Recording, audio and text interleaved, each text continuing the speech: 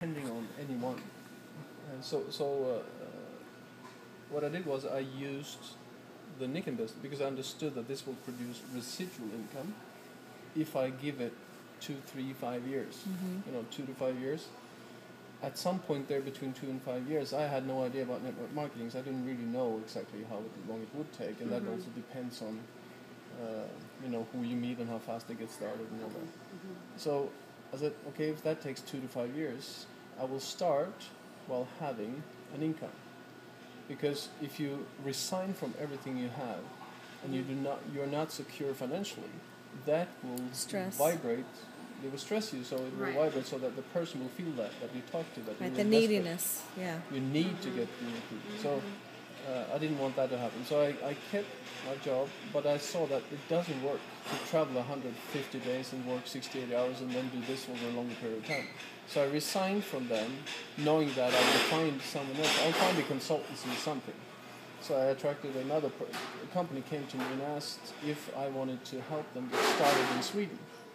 They wanted me as the managing director of starting a consultancy. So there was an English company that they're already established in Norway, but they wanted also to get into Sweden. So I said yes to that.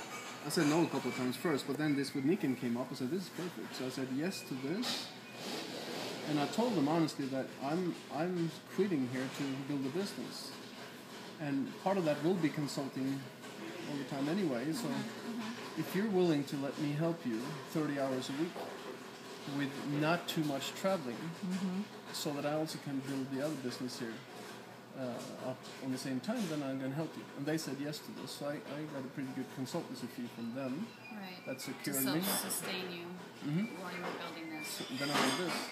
And then after about a year and a half, I saw that I have stable income from Nikon too. And then this consultancy thing was about 1.5, 2 years or so that it took.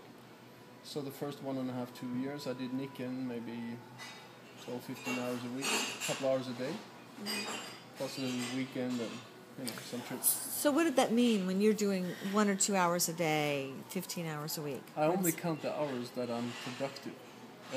That does not count being in a training like this. Right. That's only when income I'm producing on the phone or face to face or doing a presentation or following up. So you said you were fairly new in Stockholm when you were doing this. How did you just pulled out business cards from people you've met to look for your business partners? Yeah, I started thinking about what kind of people have I. Well, I had some. I've been going to the gym too much or whatever I'd done. I got a going to the gym too much. Yeah, I had a lockdown. I woke up one morning and I had a problem. I couldn't move. And a neighbor of mine, who was also a colleague of mine in the travel company, she worked for us. She suggested an acupuncturist. So when I started thinking of what kind of people have I met over the past years. I met her, so I called her up and said, I need some acupuncture. So I got an hour with her. She had massage and acupuncture, and I do that frequently every now and then as a preventative thing to and then you have some skills because of what you do that you may be interested in what I'm doing, and I'm looking for partners. Yeah, so you I said exactly her? the same thing to her as I just said how I invite people. I said I just timed it so that when I was done with the treatment, I said, you know what? Well, actually, while she treated me, I started the conversation because I knew I had her an hour then. Right. So I said, you're doing this really well. I said, what I cannot understand is how we can do this 8 hours a day. 8 hours? She said, I'm doing it 10 and 12 just to survive. My gosh. I said, oh, okay. Then you opened it right up. Opened it right up. So I said, okay, well, if you continue doing this, she was only 35 or something. So if you continue doing this, what would the consequence of that be? I mean, health-wise, most of us don't last until we're more 45. So what's your plan then? And then we can just build on that. So it made the pain. She was really aware of the pain. And then I could say, well, have you done anything to build up other income sources so that if you suddenly get physically Incapacitated, unable to do yeah. this one day, do you have the security then? She didn't. He said, how about, have you ever looked into a home-based business? I don't remember exactly what I said. Right. I said, I probably said, Alternative I've source come of across, income. actually, maybe you could fit in, I'm not sure, because I don't know you that well, but maybe you could fit in. You certainly would have the credibility for the technologies and the products. And maybe this could be something for you, I don't know. But I'm looking for 3 to 6 people. Well, just starting up a business and blah, blah, blah. I did the same thing. And then I said, and if this... And then I saw that she was a little reluctant. She didn't see herself as a leader or an educator or something. So, well, but maybe, I mean, you have, how many people every day? Well, 10, 12, 14 that goes through her clinic every day. How about helping them become really well so that they can treat themselves also when they're not here? And she said, well, no, I said, why did you become an acupuncturist in the first place? She wanted to help people get well, right? So I said, okay, so then I suggested that if I have a number of technologies and products that you could easily fit into this whole concept, you treat them because they are sick or bad Right. or whatever, and then you could suggest that they install technologies in their home, in their sleep environment, everything, so that they stay healthy.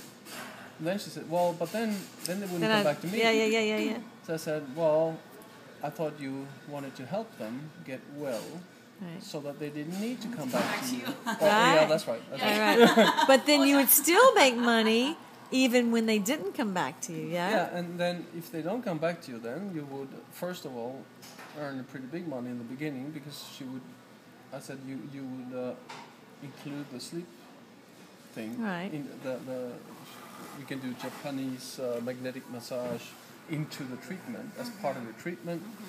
And then you can just ask them if they want to wake up that way, feeling that good every day. She's sold, I don't And know then how they many start sleep- multiplying And then like I said, rabbits. then sleep goes together with water, goes together with nutrition, and then you can just build on that, and then you can get them on authorship, and blah, blah, blah. And so that's one example. Another example was I called a consultant that I had met a couple of years earlier in kind of a fair. We were all both in the panel travel fair. They had corporate customers coming and asking questions, and I was giving my views from the industry standpoint, and he was doing something else. And I said, I'm not sure if you remember me, but we met. Oh, I remember you. We were on the panel together a year ago or so. Yeah. You see, I'm still in the same thing. I said, but I'm in addition to that, I'm setting up another business. And I was wondering if maybe you could help me out, because I'm looking for 3 to 6 people with these and those qualities: positive, outgoing, don't give up so easily, looking for a change, new experience, blah blah. And now it doesn't really work to explain this to you over the phone, I said, but if you wouldn't mind, I would like to invite you for a cup of coffee one afternoon or one morning, wherever it suits you. We'll find a time, just for half an hour and an hour, and